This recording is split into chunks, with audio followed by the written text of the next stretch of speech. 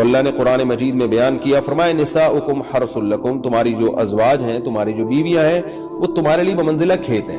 کھیت کا مطلب کیا ہوتا ہے؟ پیداوار بڑھانے کا ذریعہ۔ تو اس میں سب سے پہلا مسئلہ تو قرآن نے یہ بیان کر دیا کہ زوجہ سے جو ہم بستری ہے وہ صرف اسی راستے میں جائز ہے جس سے اولاد ہوتی ہے، کیونکہ عورت کو اللہ نے بنایا ہے نسل بڑھانے کے لیے۔ تو کوئی بھی ایسا ہم بستری کا طریقہ اختیار کرنا جو نسل بڑھانے کا ذریعہ نہ ہو، یعنی وہ نیچرل نہ ہو، تو وہ حرام ہے۔ تو اس میں اللہ نے یہ حکم دے دیا۔ تو اس سے صاف یعنی حدیث سے بھی پتہ چلتا ہے، اور تمام فقہاء کا اجماع بھی ہے اس آیت کی روشنی میں کہ مسئلہ تھوڑا حیا کے خلاف ہے، لیکن میرا خیال ہے بتانا ضروری ہے کہ پچھلے راستے سے عورت سے ہم بستری کرنا بالکل حرام ہے، ناجائز ہے، اور نبی صلی اللہ علیہ وسلم کی اس پہ بہت شدید لعنت ہے، بہت شدید وعید ہے۔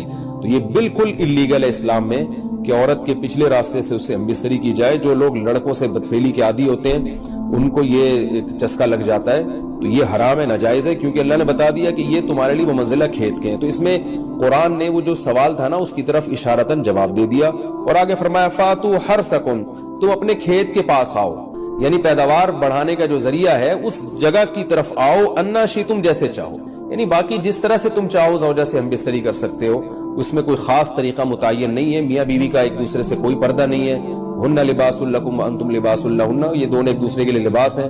تو اس میں طریقہ کار کوئی بھی ہو سکتا ہے، کسی بھی طرح سے کرنا چاہو ایک دوسرے سے لطف اندوز ہو سکتے ہو، لیکن فاتو حرثکم، آنا موضع حرث میں، حرث کا مطلب وہ اس جگہ کی طرف آنا ہے جہاں سے نسل بڑھتی ہے، کسی اور راستے کی طرف۔ اس سے صاف طور پر جو ہے نا وہ جو فاسق فاجر لوگوں کی جو برائی ہے، جو لڑکوں سے بدفعلی کے نتیجے میں پیدا ہوتی ہے، اس کا اللہ نے قلا قما کر دیا کہ اس کی اسلام میں بالکل اجازت نہیں ہے۔ باقی طریقہ کار کیا ہوگا یہ تمہارے اوپر، اس کی اللہ نے تمہیں اجازت دی ہے۔ وَقَدِّمُوا لِأَنفُسِكُمْ، اور چونکہ بار بار حرث کا تذکرہ ہو رہا ہے کہ نسل بڑھانے کا، اس لیے اللہ نے فرمایا کہ قدموا لانفسکم، اپنی ذات کے لیے فیوچر میں انتظام کرو۔ قدموا کا مطلب آگے بھیجو اپنی ذات کے لیے سرمایہ۔ کیا مطلب؟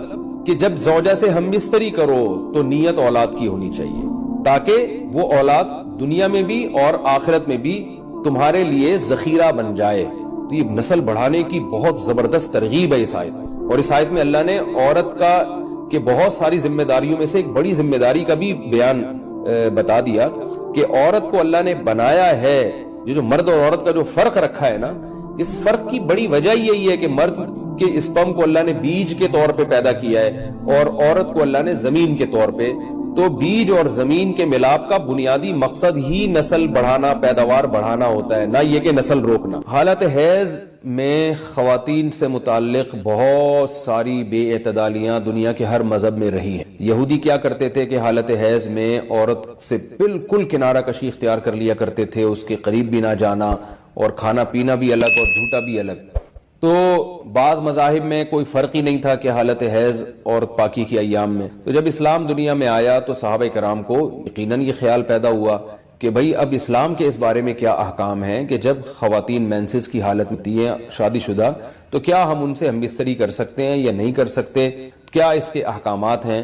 تو اللہ نے صحابہ کے سوال کو اور پھر اپنے جواب کو قرآن مجید کا جز بنا کے نازل کیا۔ وَيَسْأَلُونَكَ، اور یہ لوگ آپ سے سوال کرتے ہیں، عن المحیض، حیض کے بارے میں۔ تو حیض کے بارے میں سوال نہیں تھا، اصل میں سوال یہ تھا کہ حالت حیض میں زوجہ سے ہم بستری جائز ہے یا نہیں ہے، تو قرآن نے اس کی طرف اشارہ کر دیا۔ قل، اے نبی آپ ان سے کہہ دیجئے، ہوا اذن، اذن اصل میں تکلیف کو بھی کہتے ہیں، گندگی کو بھی کہتے ہیں، تو یہاں گندگی مراد ہے کہ وہ گندگی ہے۔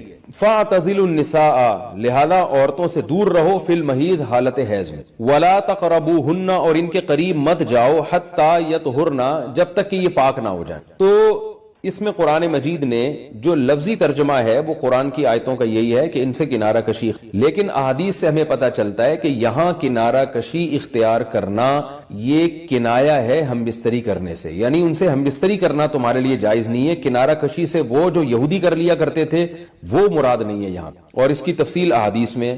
تو قرآن نے چونکہ صاف لفظوں میں جماع کا ہم بستری کا ذکر نہیں کیا تو صرف کنایوں سے کام لیا ہے قرآن مجید۔ فاعتزلوا النساء، ان سے اعتزال کرو، یعنی دور رہو ان سے۔ دور رہنے کا مطلب صرف دور رہنے سے یہ مراد ہے، صحیح حدیث ہے، نبی صلی اللہ علیہ وسلم نے فرمایا اصنعوا کل شیء الا النکاح، حالت حیض میں اپنی زوجہ کے پاس تم جا سکتے ہو، سب کچھ کر سکتے ہو سوائے جماع کے۔ تو انٹرکورس جو اسے کہا جاتا ہے وہ حلال نہیں ہے۔